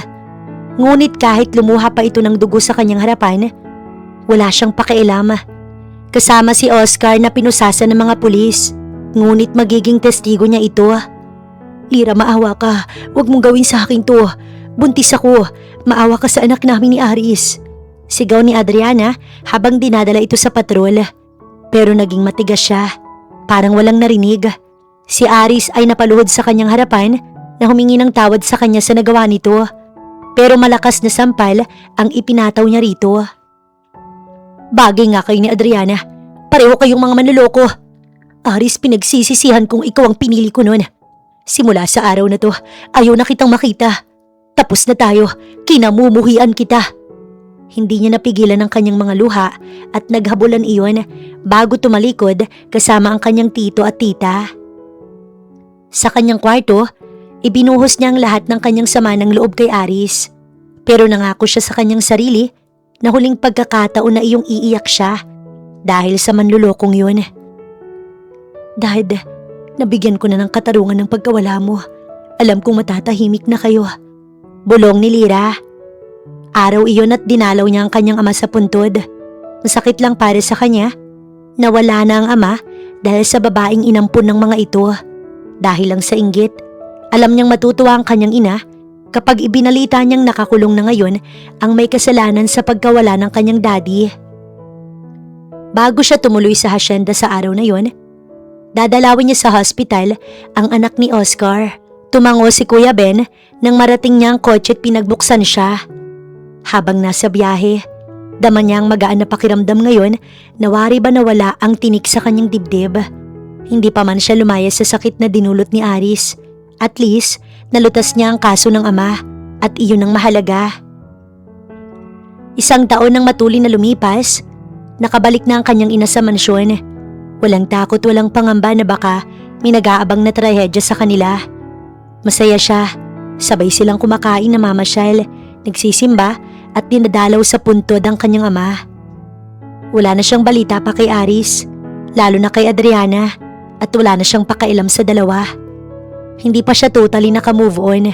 Maiksing panahon pa ang 1 taon, pero dahil sa makulit na si Kael, unti-unti niyang nakakalimutan ang mga nangyari sa kanila ni Aris. Iha, may bisita ka. Umagang iyon, saktong kagigising niya lamang. Alam niyang si Kael ang tinutukoy ng kanyang ina. May usapan silang susunduin siya at ipakikilala sa mga magulang ng lalaki. 1 taon na ring nanliligaw sa kanya si Kael, pero naroon pa din ang takot na baka maulit ang masakit na nangyari sa kanya. Hay, hindi pa man siya tuluyang nakabababa ng hagdan, nasa loob na ng sala si Kael. Nakangiti sa kanya ang lalaki. Masyado ka namang maaga. Mas maaga, mas maganda. Tsaka nagpapa-impress ako sa'yo, di ba? Tigilan mo, nakaka-impress sa akin, Kael. Basang-basa ko na yung kilos mo. Eh bakit hanggang ngayon? Hindi pa rin pumapasa sa standards mo yung mga pitik kamay ko sa'yo. Nakita niyang nilaro ni Kael ang dila nito sa loob ng bibig nito. Para itong bata. Pwede ba umayos ka? Nandyan si Mami. Sulyap niya sa ina na galing sa pinagkakaabalahan nitong garden. Ngumiti lang si Kael bago binalingan ng kanyang ina. Tita, pwede mo ba akong bigyan ng tip para mapasagot ko ang anak niyo? Naku naman anak, bakit kasi hindi mo pasagutin itong si Kael? Kawawa naman. Yung kapatid niya may isa ng anak, kinakantsawa na siya. Tsaka anak, alam mo bang gusto ko na rin ng apo? Babae at lalaki ang gusto ko, ha? Biglang hirit din ng kanyang ina. Naku tita, magkakasundo tayo dyan. Diyan ka magaling. Maya-maya, lumapit si Manang at sinabing handa na ang almusal. Anak ha, yung sinabi ko sa'yo. Nakangiti ang kanyang ina na nilagpasan sila ni Kael. Napakamot siya sa gilid ng ilong, sabay sulyap kay Kael na nakamata sa kanya. Ang bilis ng kamay nitong kinabig siya at kinuble sa malaking display stand at seryosong tinitigan sa mga mata. Lyra, alam kong natatakot kang masaktan ulit, katulad ng pangako ko sa'yo dati. Hindi ko hahayaang masaktan ka. Please, Lyra. Oo na, sinasagot na kita, Kael. Huwag ka nang mangako. Ipakita mo na lang at iparamdam mo sa akin araw-araw yung sinasabi mong sinseridad mo. Natulala siya nang bigla nitong buhatin at dinala sa kusina habang ipinagsisigaw ang girlfriend na siya nito. Tuwang-tuwa naman ang kanyang ina, maging ang mga maid na nakatingin sa kanila. Ano pang hinihintay nyo? Magpakasal na kayo. Sabi ng kanyang ina na siyang excited para sa kanilang dalawa. Mabilis naman siyang tumanggi, pero si Kael yes kaagad. Sa loob ng 1 taon nitong panliligaw, idagdag pa ang nakaraang 3 taong paghihintay nito sa kanya. Inamin ni Kael na sabik ito sa kasal. Nang ipakilala siya sa pamilya ni Kael, nagustuhan din siya ng magulang nito, lalo at kilala ang pinagmulan niyang pamilya. Alam mo iha, tanging ikaw pa lang ang babaeng dinala dito ni Kael sa bahay na to. Hay, akala ko nga hindi na mag-aasawa yan. Dismayado ang boses ng ina ni Kael sa huli nitong tinuran, pero ngumiti at tinitigan siya pagkuway. Pero ngayon, nawala na ang pangamba ko. Ikaw lang palang hinihintay ng anak ko. Naniniwala na talaga ako sa destiny. Totoong kayo ang itinakda ng nasa itaas. Hindi niya hinayaang mapunta ka sa masamang tao. Dahil yung anak ko, nako, wala ka nang hahanapin pa dyan. Nakatawang dagdag pa ng ginang. Bentang-benta ang bunsong anak nito. Dahil kasal na at may magandang buhay ng panganay. Napatingin siya sa lalaking palapit sa kanila. Kausap nito ang ama at seryoso ang dalawa. Tita, maraming salamat po sa pagtanggap niyo sa akin.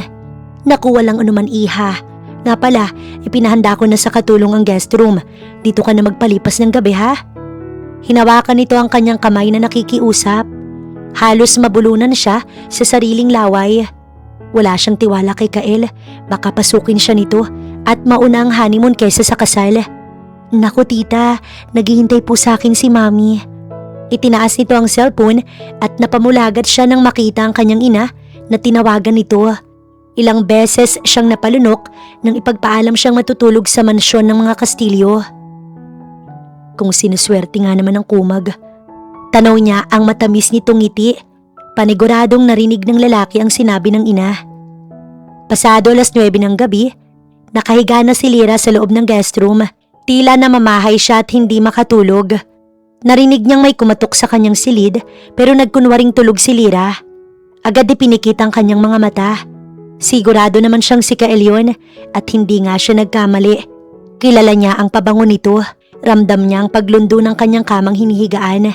Patunay na umupo si Kael sa tabi niya. Naramdaman niya rin kinumutan siya ng lalaki. Dinampian ng halik sa noo bago lumabas ng kanyang silid. Abot-abot ang kanyang kaba at saka lamang kumalma pagkalabas ng nobyo. Pero in fairness sa ginawa ni Kael, mas lalong tumaas ang tiwala niya rito. Si Kael naman, napangiti syempre, naka 1 point siya sa nobya. Alam naman niyang gising pa ito at ngayon, gentleman na siya sa paningin ng pinakamamahal niya. Ang galing mo Kael, puri niya sa sarili. Habang inaasikaso ni Lyra at Kael ang kasal nilang dalawa, excited ang kanilang mga magulang. Matapos niyang sagutin si Kael, hinayaan niya itong mag-decide kung kailan siya handang magpakasal. Ngunit maaga na itong nakapag-propose sa kanya. Dahil ayon kay Kael, halos 4 na taon na itong naghihintay. Pero syempre, hindi pa rin nagpadala si Lyra. At heto, inabot pa ng 8 buwan. Gusto niyang ihanda ang sarili bago pumasok sa pag-aasawa. Dahil alam niyang panghabang buhay na iyong commitment. Laking pasasalamat niya na hindi nagmadaling nagpakasal kay Aris, kundi ay kanyang pagsisisihan. Kaya nang mapagdesisyon ng nagpakasal, ay tila ba tumama sa loto si Kael na agad ipinahanda ang kanilang kasal. 8 buwang pagiging magkasintahan ay sapat na para sa kanya. Kilala niya na ang ugali ni Kael, maging ang pamilya nito. Isa pa, nararamdaman naman niyang super love siya ng lalaki. At araw-araw siyang pinasasaya nito kahit naabala ang nobyo sa hasyenda. Sa araw na iyon, galing silang dalawa sa dress shop para sa kanyang gown nang may mahagip ang kanyang paningin. Napahinto si Kael at Lyra sa paglalakad nang makita si Aris. Lyra, mahina nitong wika. Sa loob ng halos 2 taong hindi sila nagkita, malaki ang pinagbago ni Aris. Bumagsak ang katawan nito, humaba ang buhok, balbas at bigote. Sa madaling sabi, pinabayaan nito ang sarili. Matagal nagtagpo ang kanilang mga mata, habang si Kael mahigpit na hinawakan ng kanyang palad. Dito niya napagtanto na wala na siyang nararamdaman para kay Aris. Galit, sama ng loob ay wala na. Kaya niya na itong harapin ng walang emosyon. Pinuno siya ng pagmamahal ni Kael. Walang araw siyang hindi pinasaya nito, kaya naging kontento siya. Bagay na hindi niya na kailangan ng kahit na sino. Hindi niya na kailangang alalahanin ng mapait na nakaraan. Nakikita kong masaya ka na kay Kael. Kaya masaya na rin ako para sa inyong dalawa. Best wishes sa nalalapit niyong kasal. Gumuhit ang isang mapait na ngiti sa labi ni Aris. Binigyan sila ni Kael ng pagkakataon upang makapag-usap. Nauna na ito sa kotse at sinabing aantayin siya. Ganoon si Kael, may mga pagkakataong hindi mo inaasahan na kaya nitong gawin. Salamat Aris. Tama ka, masaya na ako kay Kael. Magagawa mo pa ba akong patawarin Lyra? Yung kahit papaano, pwede tayong maging magkaibigan. Alam mo bang namimiss ka na ni Mommy at Daddy? Sabi nila kapag nagkita tayo, anyayahin kita. Pwede ba yun? Okay lang naman Aris, pero okay lang ba nakasama ko si Kael? Salamat Lira. Bago ka umalis, bago tayo magkahiwalay, gusto ko sanang marinig na napatawad mo na ako para makapagsimula na rin ako. Nakikiusap ang tinig nito, nakatango at hindi makatingin sa kanya. Kinapa niya sa kanyang sarili kung dapat niya ba itong patawarin. Isa iyon sa pinakamahirap na gawin, pero alam niyang magiging pabor sa kanilang dalawa. Okay Aris, pinapatawad na kita. May ngiting sumilay sa mga labi nito. Ngiting dati bumihag sa kanyang puso. First love niya si Aris, pero hindi pala ito ang huli, kundi si Kael. Thank you. Ang gaan sa pakiramdam na napatawad mo na ako. Nga pala, nakipaghiwalay na ako kay Adriana. Hindi siya gusto ni na mami at lalong hindi siya totoong buntis. Ginamit niya lang ako dahil sa galit niya sa'yo. Pero tulad mo, nagawa ko na rin siyang patawarin.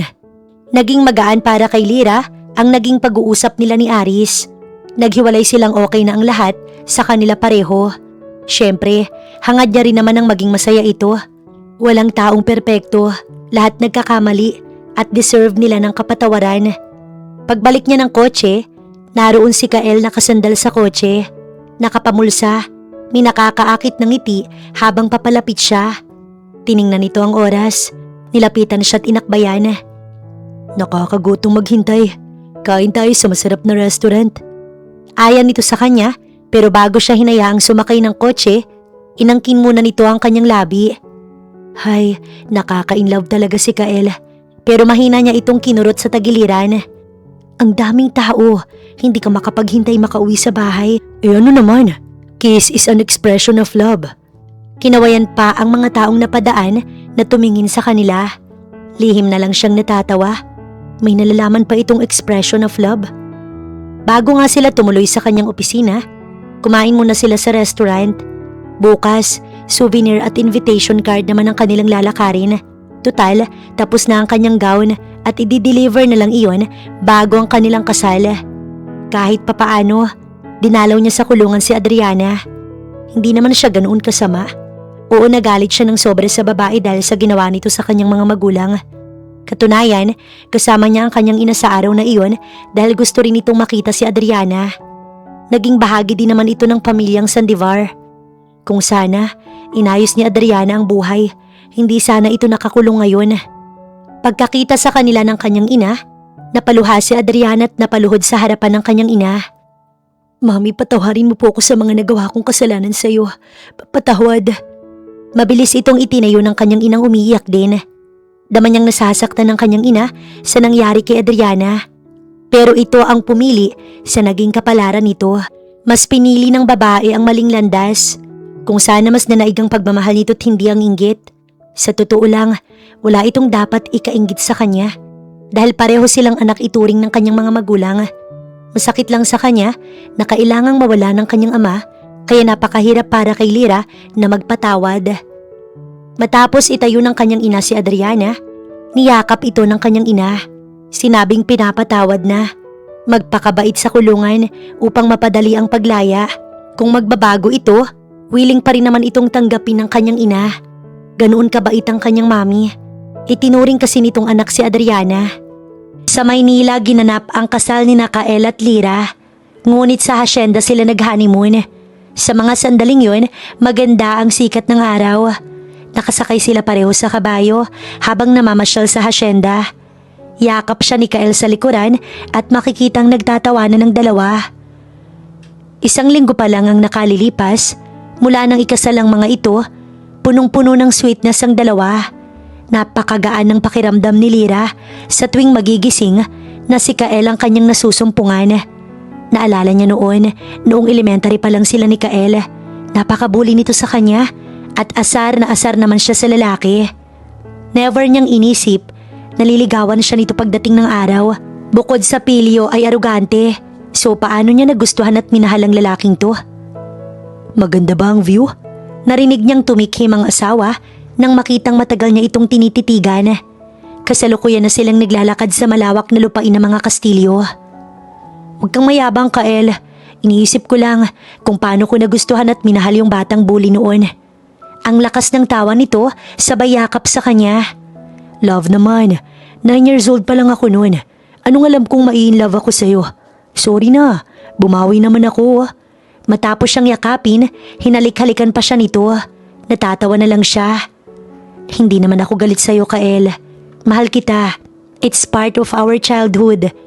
Hindi lang ako makapaniwala na asawa ko na ngayon ang batang bully na yun. Iniiwasan pa kita noon. Lumuwas ako ng Maynila para hindi ka na makita. Napahagik-gik siya sa alaalang yun. Si Kael naman ay naging seryoso at hinaplos ang kanyang buhok bago siya hinalikan sa noo. I love you, Mrs. Castillo. Sabihin na natin kaya ako naging bully. Dahil nagpapansin ako sa'yo. Namiss kita nang lumuwas ka ng Maynila. That day, I decide na lumuwas din ng Maynila at doon na mag-aral. Pero matagal bago tayo ulit nagkita. May aris ka na.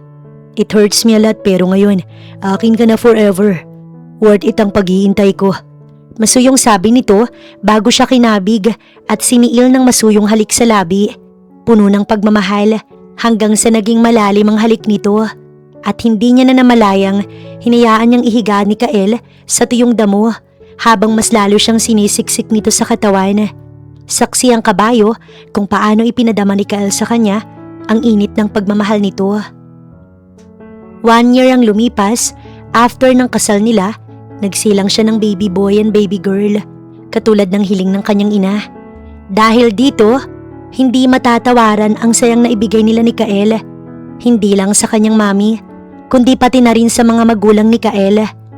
Ang dalawang matanda, masayang masaya sa mga apo, lalo na nang mag-edad ng 3 ang kanilang kambal ni Kael, dahil totoo nang mag-demand ang mga ito. Minsan sa hasyenda sila for 1 week kapag nag-request ang lolo at lola ng mga bata. At kung minsan naman sa Maynila dahil namimiss din ng kanyang mami ang dalawang makulit na apo. Si Kael naman ay naging mapagbigay na ama. Basta kung saan gusto ng mga bata, palaging nasusunod ang mga ito. Siyempre, ito ang kanilang priority. Sa ngayon, katuwang niyang nagpapatakbo ang asawa ng negosyo kaya nga hindi naging mahirap para sa kanya lahat.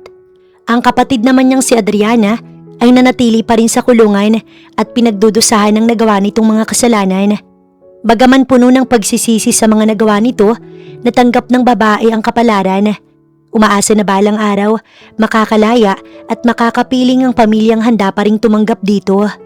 Si Aris naman, nagpakasal na muli sa babaeng nagustuhan ng kanyang mga magulang. At ngayon, may isa na ring anak ang mga ito.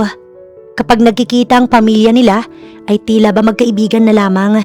Minsan nang pinaunlakan ni Lira ang paanyaya sa kanya ng magulang ni Aris. Pero syempre, kasama ang kanyang asawa at mga anak. Tuwang-tuwa din ang dalawang matanda sa kambal nila ni Kael. Katunayan, itinuring na apo ang mga ito.